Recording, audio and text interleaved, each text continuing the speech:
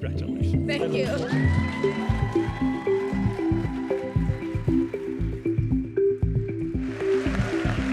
President Trump and his Republican allies will use their massive primetime audience tonight to host a TV show about how great the country is doing with them in charge.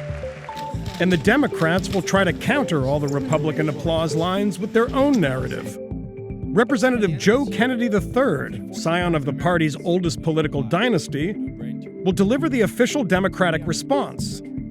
Bernie Sanders will give his reaction in a speech online. And there's another official Democratic response, in Spanish. It will be broadcast on Spanish-language networks, including Univision and Telemundo, which reach millions of viewers. For those remarks, party elders are calling on someone who's totally new to politics. Like, you just sort of set out to run for office for the first time, and this is you. Did you ever believe that this picture would actually take place? No. First Vietnamese American delegate, first transgender woman delegate. Yeah. You're the first Latino immigrant woman to be in the House of Delegates. Do you feel like a special responsibility because of all that extra power? Because of all the extra history? I don't know. Yes, what's it like? I do, because it's like we could have more people looking like us running for office. Elizabeth Guzman is the new state House delegate from the 31st District of Virginia. Congratulations. Thank you. She beat an 8-term Republican incumbent to get here. It was her first time on the ballot. She wrote a blue wave in Virginia that changed the makeup of the oldest legislative body in the United States. Tell me a bit about your story, how you got into the United States and how you got the job that you have now. I'm originally from Peru.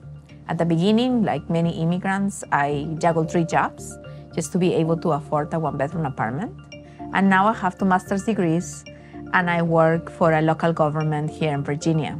Well, this is a big deal to give this speech. Absolutely. You know, when Pelosi called me and she said she wanted me to do the rebuttal, I was like, oh, let me look online to see who did it before.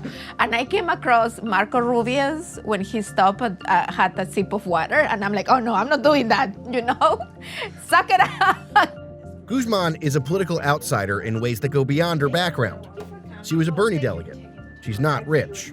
Until tonight, she wasn't part of the establishment. Are you just giving like a Spanish language version of what Representative Kennedy is saying? No, it's my own speech because I wanted to take the opportunity to introduce myself. Then we're gonna do a reflection of what Trump has done throughout this year. I'm gonna talk about Dreamers. We're gonna talk about the wall. We're gonna talk about Puerto Rico. And then after that, I wanted to also to take the opportunity to talk about the Democratic Party and what are our values and what are we fighting for here. Your speech is going to be very much about this president. How important is it to call him out for things that, maybe racist things that are happening right now? How important is it to go directly at that stuff?